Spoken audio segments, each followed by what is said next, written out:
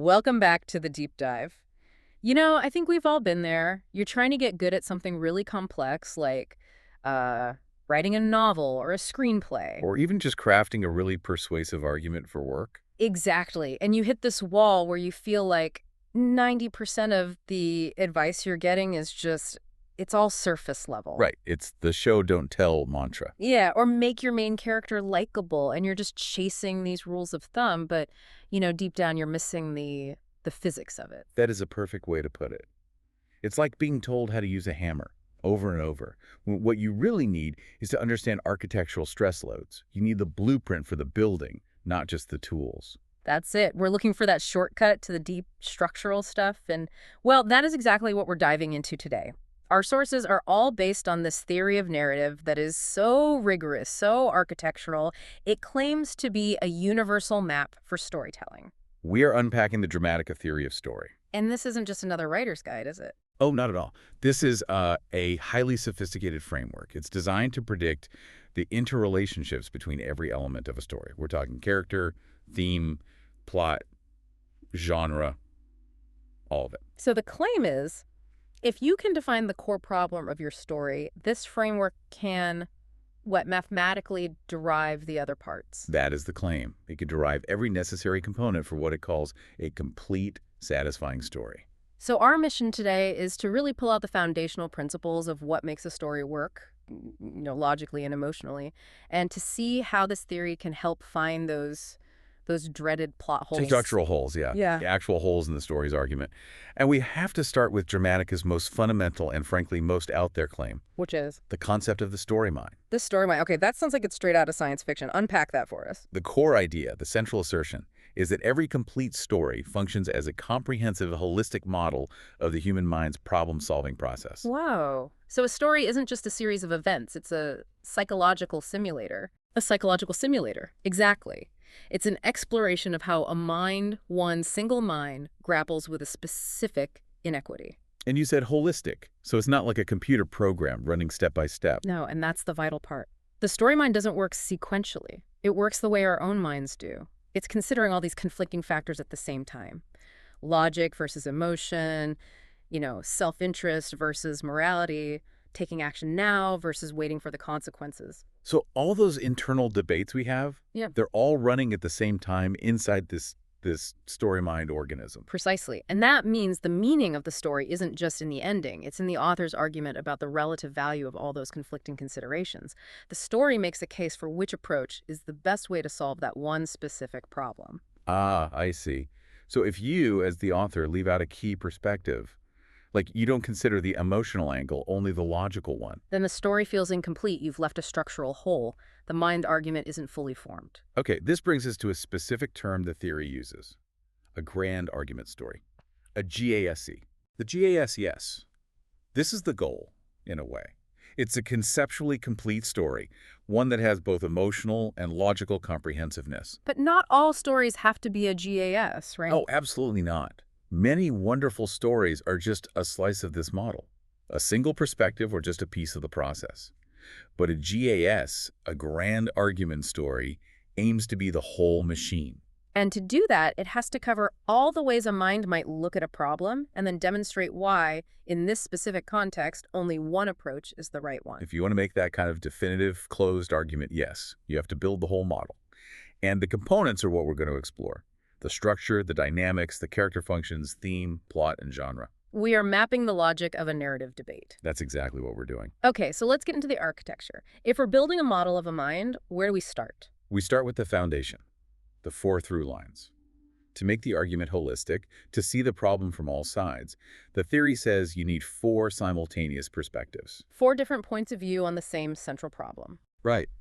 This is what ensures the problem is seen both objectively, from the outside looking in, and subjectively, feeling it from the inside out. Let's start with that big objective view, the they perspective. That's the overall story through line, or the OS. This is the big picture, the 10,000-foot view. It's the conflict that affects all the characters in the story. So if the story is about a war, the OS is the war itself, the battles, the strategy, the politics. Exactly. It's where we see all the different approaches clashing, and we, the audience, can judge their relative value from a distance. Okay, so from that wide shot, we zoom way in Yeah. to the I perspective. The main character through line, the MC, this is our window into the story. The audience's emotional entry point. We experience the personal weight of the problem through this one character's eyes. This is where we see their personal biases, their flaws, their growth. Yes, and the theory is very specific. Yeah. There can only be one main character in a grand argument story. Why is that? Because in our own minds, you can only be one person at a time. We can only have one I perspective. That's the seat the audience is sitting in. Okay, so we have the I perspective, but every argument needs a counter-argument. That's the you perspective, right? That's the impact character through line, the IC. This character is the crucial structural foil. They embody the alternative point of view, and they relentlessly challenge the main character's way of thinking. So they're the one who forces the main character to confront the possibility of change. Precisely. But here's the key difference in perspective. We feel the MC's problem from the inside, but we examine the IC's problem from the outside. We see what drives them, but we don't live in their shoes. So we see their argument, but we don't feel their feelings. In a sense, yes. And finally, you have the fourth through line, which is the relationship between those two, the we perspective. The subjective story through line. The S. This is where the passionate, emotional argument happens. It's the relationship conflict itself. It's the push and pull, the heart of the debate over whether the main character should change or stay the same. Okay, that framework makes sense conceptually, but let's make it concrete. The sources use Star Wars, A New Hope, as a kind of perfect example. It's a great one because it's so structurally clean. So let's start with the overall story. The OS. The big picture conflict is the rebellion against the Empire. It's all about physical activity.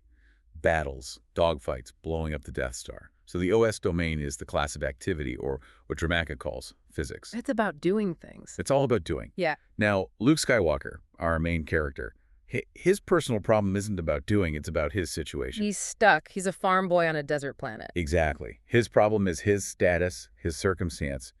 He's defined by where he is in the universe. So his MC through line is in the class of situation, or universe. Makes sense. So who challenges that? Obi-Wan Kenobi, the impact character. And what's Obi-Wan's deal? It's not his situation or what he's doing. It's his unshakable, immovable attitude. His belief in the Force. His fixed attitude about the Force, its light side, its dark side. That's his whole perspective. It's also his flaw, in a way. He's so rigid. But that fixed mindset is what challenges Luke's feeling of being stuck. So the IC through line is in the class of fixed attitude, or mind. Okay, so we have activity, situation, fixed attitude. What's the last one? The relationship between Luke and Obi-Wan. The subjective story. And what is their relationship all about? It's psychological.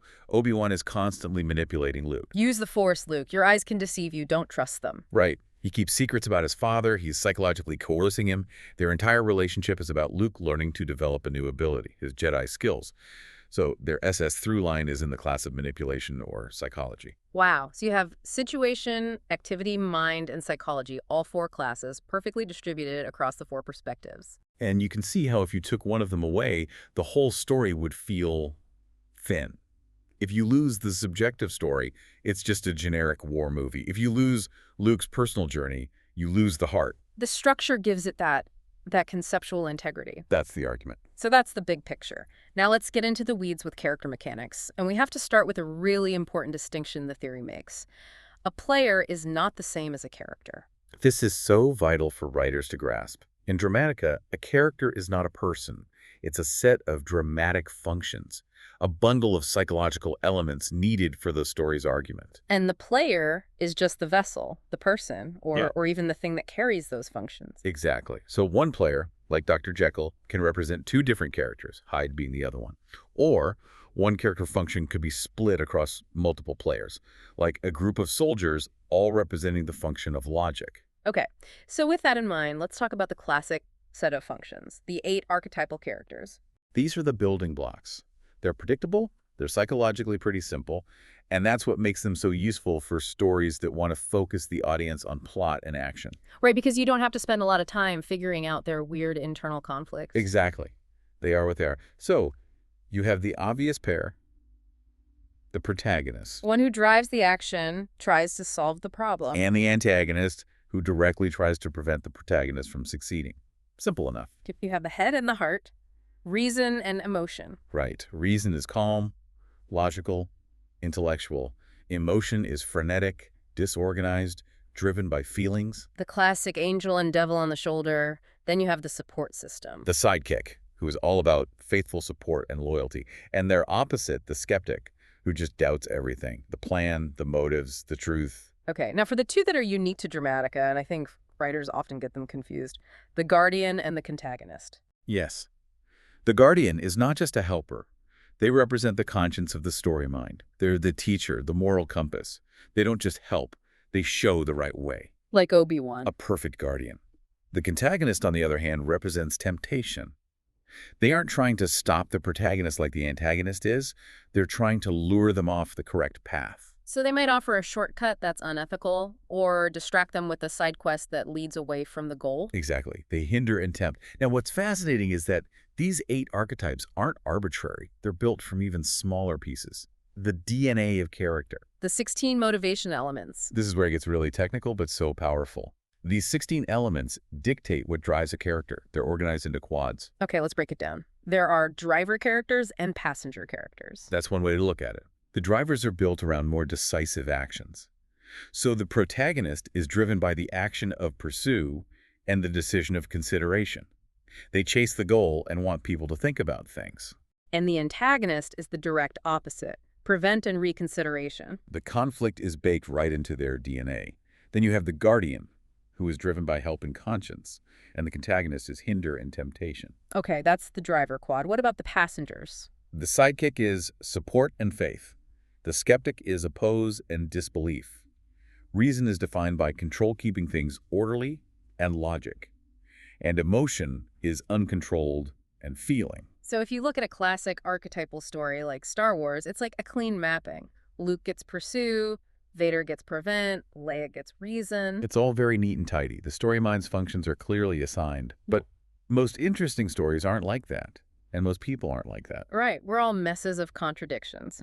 Which brings us to complex characters. This is where the artistry comes in. You create complex, psychologically real characters by redistributing those 16 elements in ways that are internally incompatible. So you could have a character who is driven by logic, but their primary action is to be uncontrolled. Yes, a logical but frenetic character.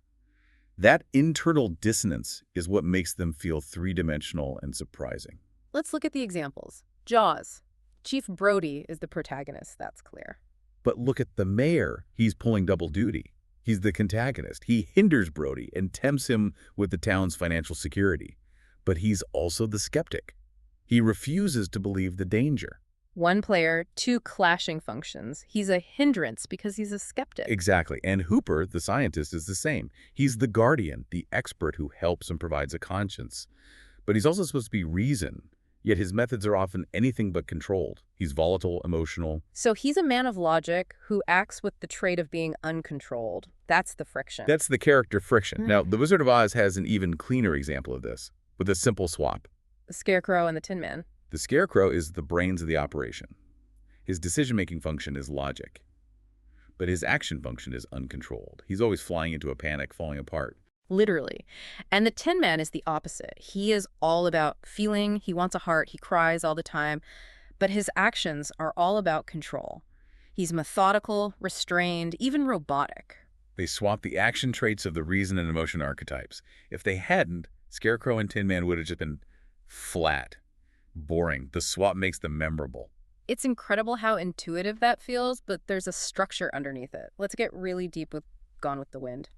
The source suggests Margaret Mitchell had this incredible intuitive sense for this. She did. Scarlett O'Hara is a pure archetypal protagonist. Pursue and consideration. Yeah. She never stops pursuing what she wants. And Rhett Butler is her perfect foil. Avoid and reconsideration. He avoids commitment, avoids the war, and tells her to reconsider everything. It's a clean pairing. The complexity starts with Ashley and Melanie.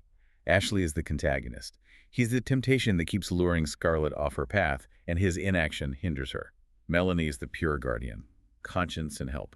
But the truly brilliant part, according to the source, is the skeptic and sidekick pairing. Scarlett's father, Gerald O'Hara, and the slave girl, Prissy. Gerald has this unshakable faith, the decision trait of a sidekick. He never doubts the South will rise again, but his actions constantly oppose Scarlett's practical plans. He's a sidekick who acts like a skeptic. And Prissy is the inverse. She is pure disbelief. She's convinced the worst will happen at every turn. That's the skeptic's decision trait. And yet, she provides unwavering support to Scarlett, which is the sidekick's action trait. She's a skeptic who acts like a sidekick. Wow. Mitchell swapped the traits between these two characters from opposite ends of the social spectrum. It's a masterclass in creating depth. But the key is, even with all that swapping, all 16 motivation elements are still present in the story. The story mind is complete. Okay, so let's shift from the static parts of the mind to the engine that drives it. Plot, theme, and problem solving. And Dramatica makes this really sharp distinction between, well, how we should act and how we do act. It's the difference between true problem solving and what the theory calls justification. Justification, that sounds familiar. We all do it. Problem solving is the objective, most efficient path to a solution. Justification is all the winding, inefficient paths we take because we believe our flawed approach is the right one. I had to do it that way because... No other choice, right? Yeah. From the outside, from the author's objective view, those are just excuses. The only thing that counts as problem solving is what actually works. The source has this fantastic little anecdote about a waitress that just nails this concept. Okay, let's hear it. So imagine a waitress. She's carrying a huge, heavy stack of plates. Okay, I'm with you. Suddenly, her nose starts to itch, like an unbearable itch. She can't use her hands, they're full. Now, objectively, the quickest, most direct solution. To just kind of nudge the plates and use her shoulder to scratch it. Exactly. That's problem solving. A direct line from problem to solution.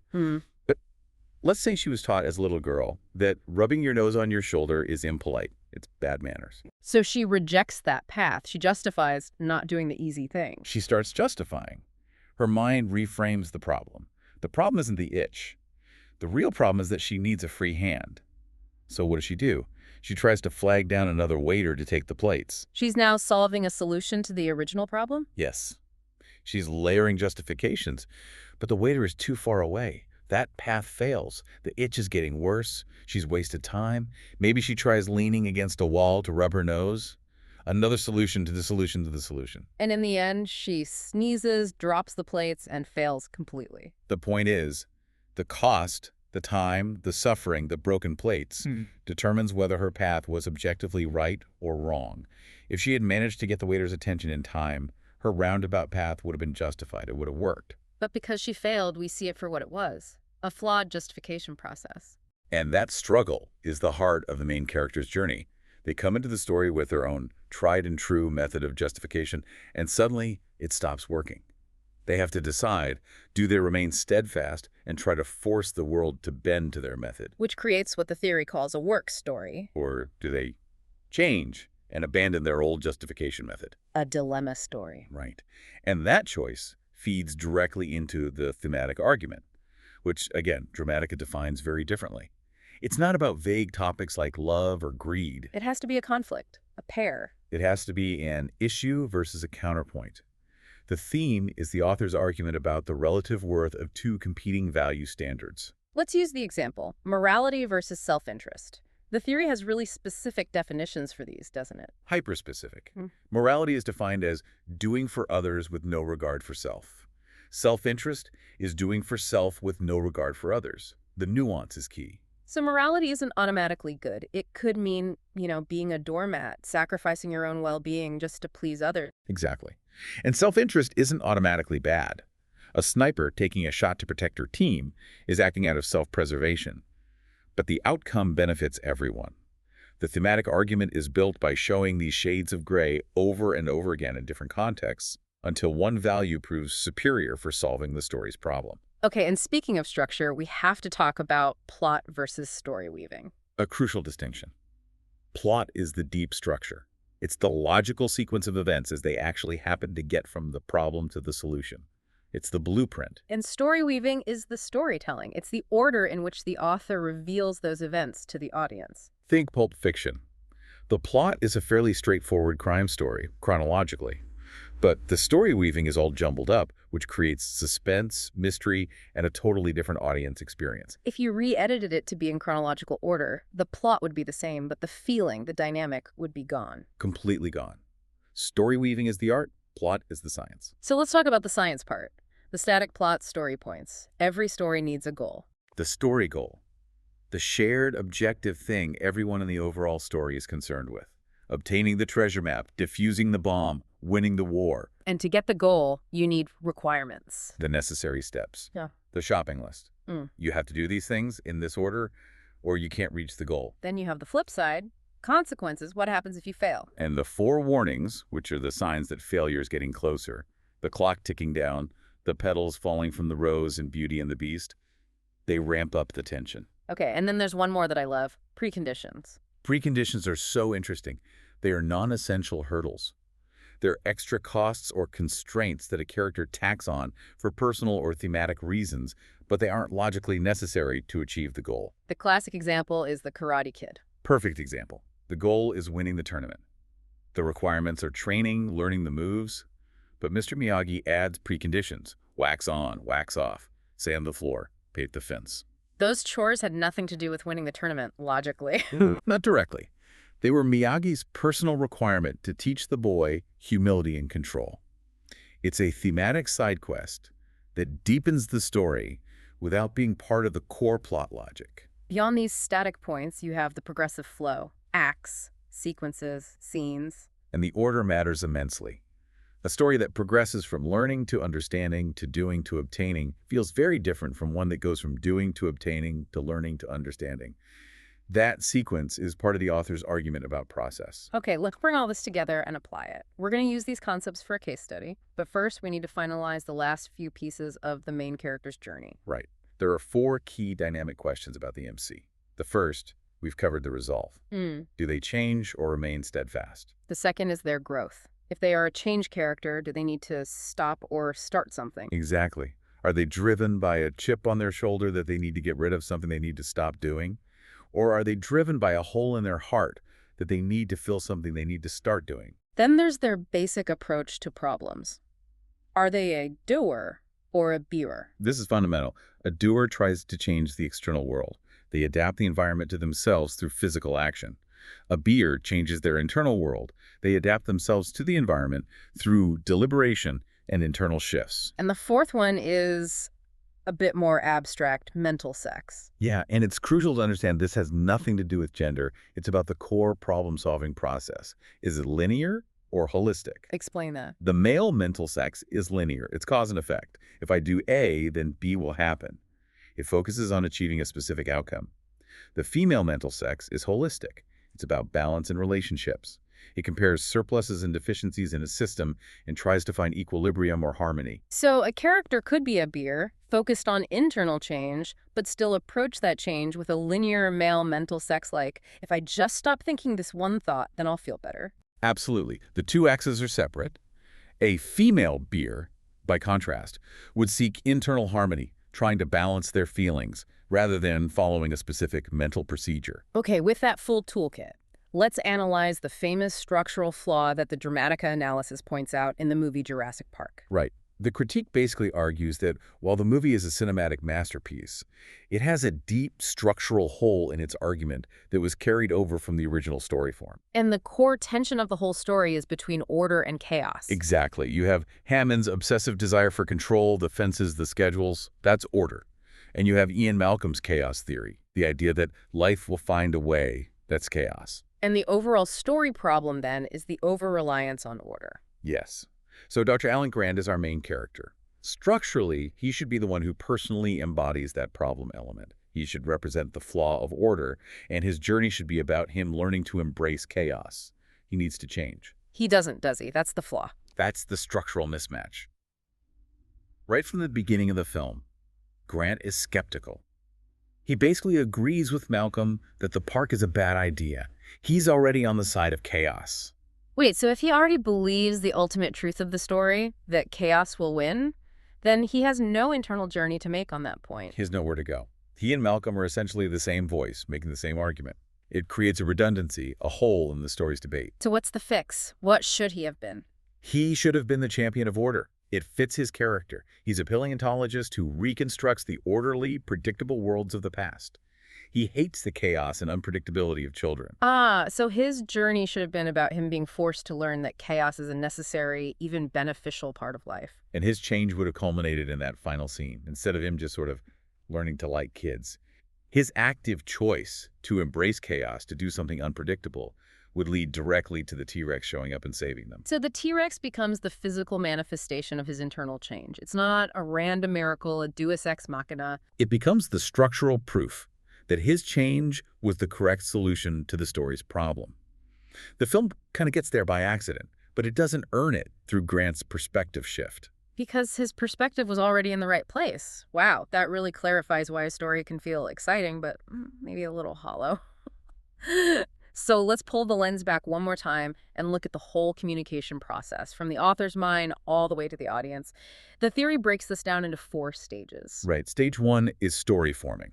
This is the blueprint phase. Designing the deep structure, setting the main character's resolve. This is where the story's core meaning is born. Stage 2 is story encoding. This is where you translate those abstract ideas into concrete symbols, choosing the setting, the specific characters, the dialogue, you're picking the costumes for the concepts. Then stage 3, story weaving.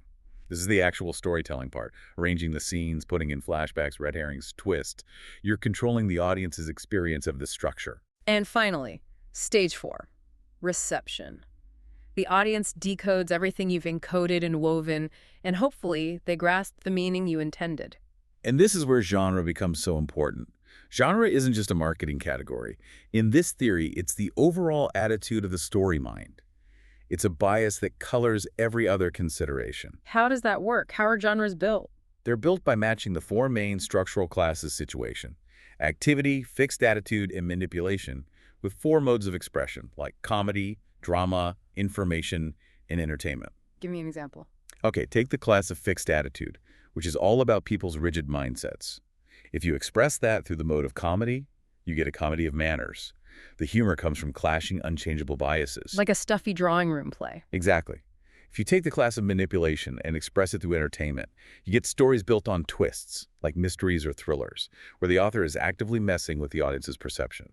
So the theory warns that if you mix these genres carelessly, like you jump from a psychological thriller to a slapstick comedy, the audience gets whiplash. Total whiplash. They can't hold those 2 biases at the same time. Feels like a mess. Now, this also leads to a much darker application of the theory: the strategic use of structural holes. Propaganda. Yes. Propaganda, in dramatica terms, is created by intentionally omitting a necessary piece of the story form. The author leaves a hole, and it forces the audience to fill in that blank with their own experiences and biases. Which makes the author's argument feel like the audience's own idea. It's an incredibly powerful form of manipulation. It can be very specific.